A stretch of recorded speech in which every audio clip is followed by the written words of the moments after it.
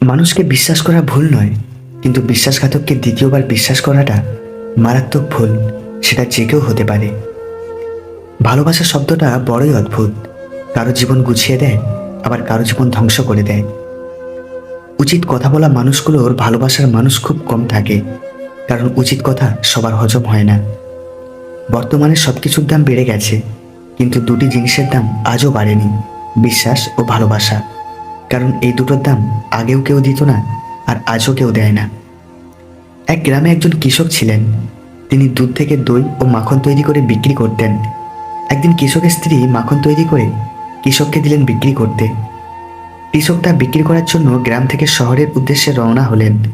মাখনগুলো গোল গোল role আকৃতিতে রাখা ছিল, যার প্রত্যেকটি ওজন ছিল 1 কেজি করে। শহরে পৌঁছে কৃষক প্রতিবারের ন্যায় পূর্ব নির্ধারিত দোকানে মাখনগুলো দিয়ে পরিবর্তে চা, চিনি, তেল ও তার সংসারের প্রয়োজনীয় দ্রব্যাদি নিয়ে আসতেন।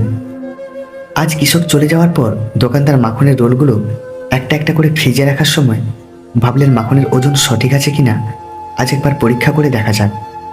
মাখনের রোলগুলো ওজন করতেই উনি দেখলেন মাখনের ওজন আসলে 1 কেজি নয়, তা প্রতিটি আছে 900 গ্রাম করে। পরের সপ্তাহে আবার কৃষক উক্ত দোকানে মাখন বিক্রি করতে গেলেন। দোকানের সামনে পৌঁছানোর সঙ্গে সঙ্গে দোকানদার কৃষকের উদ্দেশ্যে চিৎকার করে বললেন, বেরিয়ে যাও আমার দোকান থেকে। এবার থেকে কোনো বেইমান চিটিংবাজের সাথে ব্যবসা করব না। আমার দোকানে আর কোনোদিন পা রাখবে না। 900 গ্রাম মাখন 1 কেজি বলে বিক্রি করা লোকটার মুখ আমি দেখতে চাই না। কৃষক বিনম্রভাবে কম্পিত স্বরে দোকানদারকে বললেন, দাদা, দয়া করে রাগ করবেন না। আসলে আমি খুবই গরিব মানুষ। দাঁড়িপাল্লার বাটখারা কেনার মতো পয়সা আমার নেই। তাই আপনার থেকে প্রতিবার যে 1 কেজি করে চিনি নিয়ে যেতাম, সেটা দাঁড়িপাল্লার এক পাশে রেখে অন্য পাশে মাখনের রোল মেপে নিয়ে আসতাম। এই গল্পের শিক্ষণীয় বিষয়টি হলো, আপনি অপরকে যেটা দেবেন সেটা কোনো না কোনোভাবে আপনার কাছে ফিরে আসবেই, সেটা সম্মান হোক কিংবা ঘৃণা। একজন নিজের সময় মতো মেসেজ করে, অন্যজন বোকার মতো মেসেজের অপেক্ষা করে। নদীকে পরিষ্কার করার দরকার নেই, শুধু নোংরা করবেন না, নদী নিজে নিজেই পরিষ্কার করে নেবে। গাছ লাগানোর প্রয়োজন নেই, শুধু গাছ কাটা বন্ধ করুন, গাছ নিজে নিজেই গাছে ভরিয়ে দেবে। শান্তি প্রয়োজন নেই, শুধু অশান্তি করবেন না, শান্তি নিজেই ফিরে আসবে।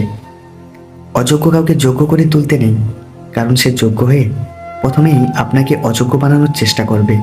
আর এটাই বর্তমান সময়ের বাস্তবতা।